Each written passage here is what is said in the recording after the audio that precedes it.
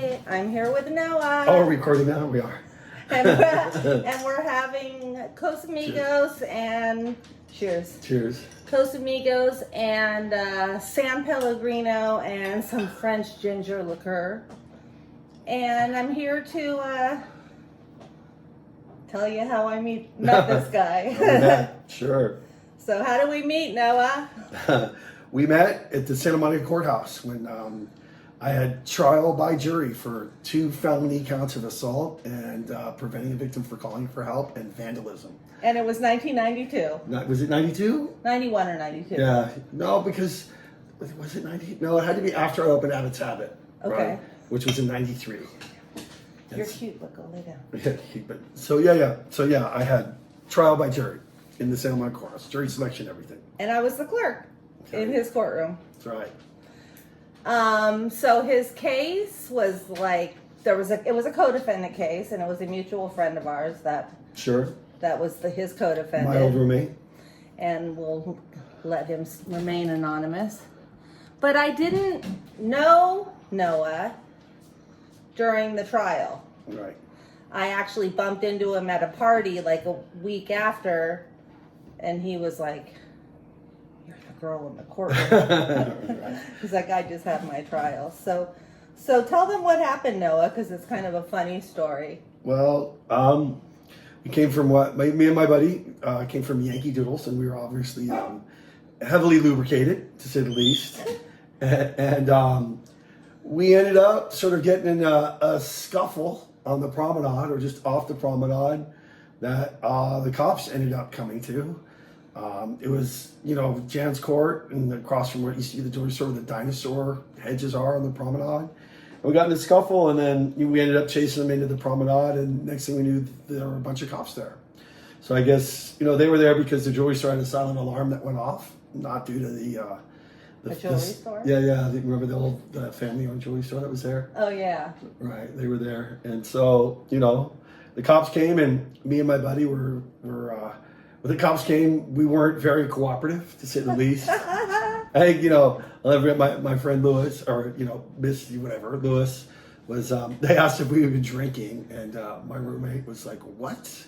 And they asked him again, and my roommate was like, "Ossifer, we're flammable." But he's like, "Yeah, we're flammable." And then at the time, I was also telling the cops that they should be, I was like, "You should be at 20th and Pico," because that's where all the crack dealers were.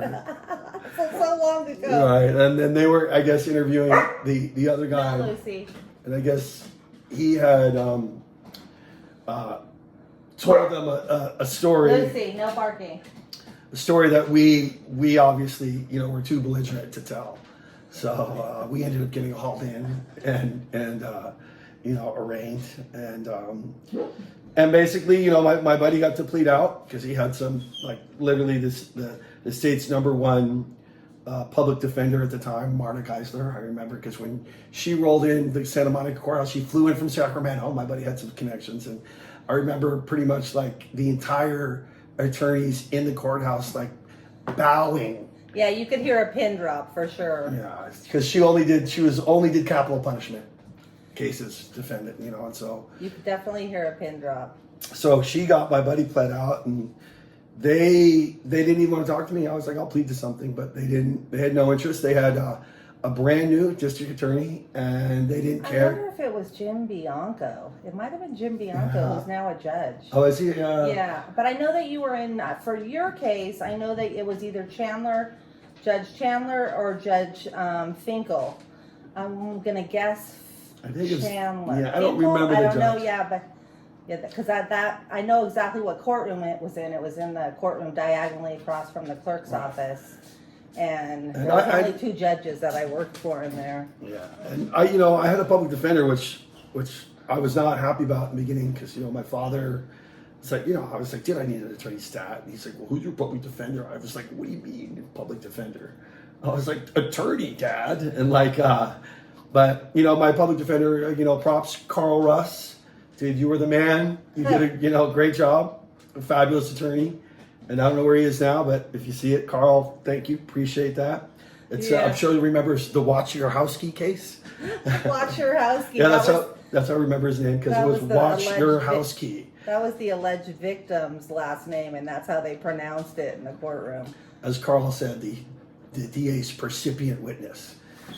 So the kind of funny part of this story is that like the city attorney's office had, or the district attorneys had, a receipt for the amount of booze they drank. Oh, I don't remember the receipt. Yeah, I think it was little under $200, and Well, that was our last stop too. That was our last stop. We had several other stops beforehand, and I can say, looking back, we were in no shape to get in our car and drive. So they did you a favor. Right, probably did us They a probably favor. did you a favor. Right, we were on our way to the 4th Street parking lot there.